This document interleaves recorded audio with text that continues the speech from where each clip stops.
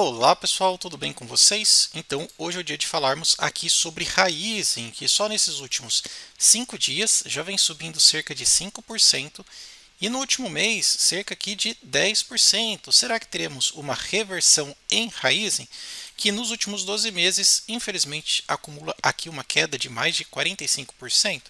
Bom, nós vamos dar uma passada geral nas principais notícias, sobretudo notícias em relação à sua desalavancagem com vendas e oferta de algum desses ativos para trazer dinheiro para o caixa da empresa, sobretudo na questão do perfil aqui de endividamento da empresa. A gente percebe que ao longo dos trimestres, esse endividamento, esta alavancagem na questão da dívida líquida pelo patrimônio, está subindo de 1,3 para 3 vezes, o que chama muito a atenção daqueles que pretendem investir na empresa. Sem contar que alguns títulos, alguns bondes em dólar com vencimento de curto, médio e longo prazo, alguns instrumentos da dívida que a gente vai falar, por exemplo, dívida em moeda local, empréstimos, ou títulos também lastreados em dólar frente ao BNDES, entre outras coisas. Vamos falar também um pouco sobre o movimento de alta que está tendo, nesta questão aqui de short, ou seja, está aumentando a quantidade de ações alugadas, o que aumenta grandemente o fator especulativo sobre o papel, ou seja, o papel já está pressionado e tem mais efeito especulativo, mais papéis alugados, mais utilização de venda descoberta. Também vamos falar um pouco aqui sobre as principais posições dos controladores, alguns pontos aqui, de venda, movimentações e compra que eles fizeram, num passado aqui recente, e o que mais acaba preocupando este hiato aqui, que desta queda das ações não há nenhum movimento de compra e de venda das ações. Bom, são muitos assuntos.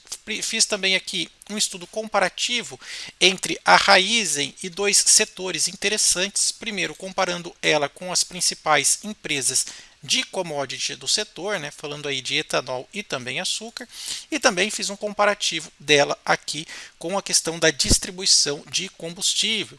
A gente sabe que na Raizen a parte de distribuição é extremamente importante, traz bastante receita para a empresa, então a gente também quer fazer aqui um estudo de caso disso. Então são bastante coisas aqui, e se você já quiser deixando o seu like, se inscrevendo no nosso canal, não custa nada, você vai receber bastante vídeos interessantes aí a respeito do mercado financeiro, empresas e ações, vou aceitar de bom grado.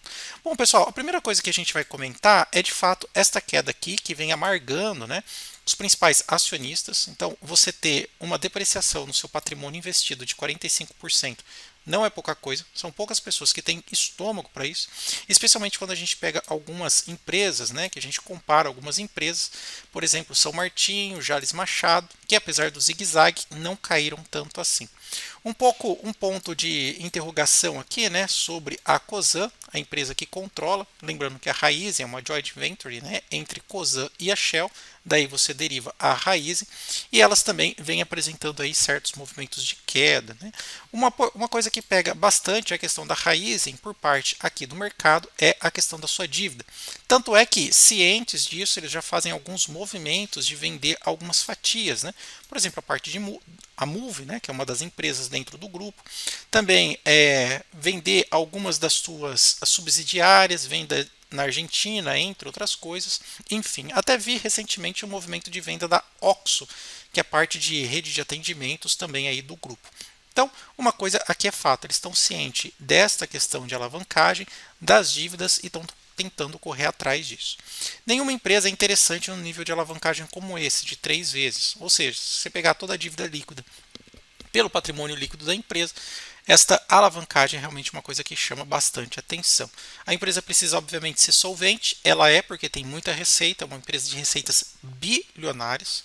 Ela tem uma alavancagem, um perfil de alavancagem pelo próprio perfil da empresa, ou seja, ela é uma empresa que está investindo lá para 2030, com plantas ultramodernas, proficiência no sistema de gerenciamento, plantação e colheita, a tonelagem de cana por hora, o TCH é extremamente alto aqui das instalações da Raizen, o que faz com que ela seja uma das maiores e melhores empresas aqui sucroenergética do Brasil. A gente sabe que ela é uma gigante. A família Ometo tem muito conhecimento em parte de usina. O problema é que no olhar de hoje, a empresa vem acumulando bastante endividamento e vem trazendo poucas ou quase nenhuma margem de lucro. Ela até trouxe alguns dividendos compartilhado aqui com seus acionistas. Quando a gente compara aqui os seus dividendos, né, já foi maior, agora ela praticamente mingou, está tendendo a zero, já chegou a pagar 6, 7, 8%. Agora com as quedas, tanto na cotação quanto também na lucratividade, os dividendos aqui sumiram. E olha só que interessante, eu faço aqui um comparativo do setor, vamos começar pelo sucro energético, né? Então quando a gente vê, eu peguei e trouxe aqui Raízen, Jalles Machado e São Martinho. Dá uma olhada aqui como que o setor, de uma forma geral, está sofrendo. Vamos ver aqui rentabilidade. Percebe que as três aqui sofreram com a rentabilidade. Quem menos caiu foi a São Martinho. Tá? A Jalles Machado caiu 42% e a Raízen 30%. Quando a gente vê na questão de receita, sim, tudo bem, você tem um crescimento na receita porque você tem produtividade recorde no Brasil. O Brasil tem produtividade bem alta. Mas quando você começa a pegar aqui fatores de lucro, ó, você pega aqui a lucratividade, também caiu bastante, né? Então caiu Raízen 174%, Jalles Machado 108%, São Martinho 26%, enfim. A que está mantendo mais tranquilo aqui é a São Martinho, que eles se dedicam, né, unicamente à parte aí da produção, né, de cana de açúcar. Muito bem. Quando a gente faz aqui um paralelo entre essas três empresas, dá só uma olhada. Ó. Raízen, PL estourado, São Martinho ainda tranquilo, 6,9 e Jalles Machado também negativo. Parte de desconto, né, das empresas, 0,98, ou seja, tem desconto no valor patrimonial de Raízen. São Martinho tem um ágio pequeno e Jalles Machado quase metade do preço, bem depreciado. Dividendos, mingou, como dissemos, da Raízen. São Martinho ainda paga acima dos queridos 6%, que é a nossa média aqui para definir um bom dividendo. E a Jalles Machado, pouquinhos dividendos. Vale lembrar que 6% também é porque teve uma queda na cotação da São Martinho, tá? Então, como o dividendo é a média dos últimos 12 meses dividido pelo valor da cotação, se a cotação cai, o dividendo sobe. Então, isso daqui a gente está olhando passado e não futuro, tá bom? Então, tomem cuidado. Vamos ver a lucratividade e rentabilidade. Por exemplo, margem líquida. A gente percebe que é negativo na Raízen, é negativo também na Jalles Machado e é positivo na São Martinho. Ela faz muito bem a lição de casa. Rentabilidade, né, o ROI, seria o retorno sobre o patrimônio líquido, né? Então, negativo aqui em Raízen, negativo em Jalles Machado e positivo com gosto em São Martinho, 16%, muito interessante. Sem contar que a dívida, né? Veja que aqui é bem típico do setor, dívida líquida pelo patrimônio líquido, que só pode chegar até 1, né? Pelo menos 1, perdão, no máximo 1. Veja que Raízen ultrapassou bastante, São Martinho ultrapassou um pouquinho e a Jalles Machado ultrapassou 68%. E na dívida líquida pelo EBITDA, que pode ser no máximo 3, Raízen estourou, a São Martinho não, e também a Jalles Machado não. Então, aqui a gente vê que, de fato, a Raízen está muito abaixo em todos os critérios e quesitos aqui nesse comparativo. Quando a gente agora faz um comparativo na questão de redes de distribuição de combustível, trazendo aqui a Vibra, a gente sabe que a Vibra tem grandes investidores por trás, um braço ali Petrobras, enfim, entre outras coisas, mas também sofre no médio prazo. Ó. Por exemplo, na questão de rentabilidade, ó, a gente vê que a Raízen caiu 68, a Vibra caiu 26. Na questão aqui de evolução das receitas, tudo bem, 52 contra 32. Sim, eles produzem bastante, a gente sabe a quantidade de combustível que eles vendem. Só que, ó, evolução dos lucros, a Vibra até aqui se deu bem aí com lucro. Alta na questão, ela tem mais a vertente ali do petróleo, combustível, né, derivados, hidrocarbonetos, enfim, entre outras coisas. E a Raízen caiu até por conta da forma de distribuição dela, mais voltado ali para o álcool. Né? Então, tudo bem. Aqui caiu a questão do lucro, é até um lucro relativo que a gente pode observar, a Vibra acabou se dando melhor. Quando a gente faz um paralelo entre as duas, vamos lá, ó, PL, de novo, a Raízen está estourado, Vibra não, está com um PL bem interessante. Valor patrimonial, as duas estão com desconto. EBITDA, tranquilo. Vamos ver agora a parte de rentabilidade e lucratividade. Dividendos, que é importante. Vibra, muito bem. Tome cuidado também que a Vibra caiu bastante, 10% aqui, reflete bem o passado, tá? Mas sempre foi boa pagadora de dividendo. Luiz Barros Filho gosta de Vibra, tem ela em carteira por conta das boas distribuições de dividendo. Vamos lá, parte de margem líquida, olha só que interessante, veja como é bem apertado aqui nesse setor, né? Ou seja, tirando tudo, dívida líquida, patrimônio, tirando tudo aqui o que sobra, na questão da margem líquida é 3,7 para Vibra e negativo em Raízen. Outra coisa importante, né? O ROI, aspecto de rentabilidade, né? Vamos lá. ROI em Vibra é altíssimo. Até me chama um pouco a atenção. Por que que a margem líquida é tão apertada e o ROI é alto, né? Mas tudo bem. De Raizen tá para fora, né? Então o ROI de Vibra é bem interessante. É por isso que ela distribui aqui, né, mais de 10% em dividendo, tem uma boa rentabilidade. Além do que as receitas crescem e os lucros também crescem nos últimos 5 anos, tá? Então, Raizen também toma pau aqui na questão da parte de distribuição de combustível, ok? Outra coisa também importante para a gente observar nesse cenário, eu falei aqui um pouco sobre o aspecto de alavancagem, perdão, aqui de movimento de short, né, alavancagem do mercado, ou seja, o mercado está aumentando a quantidade de ações alugadas para serem, né, instrumentos de venda descoberta, ou seja, estão shorteando, apostando contra o ativo. E você vê que aqui, olha, saiu de 98 milhões de ações para 200 milhões de ações. E a porcentagem, olha, saiu aqui de praticamente 1% das ações alugadas para 2%.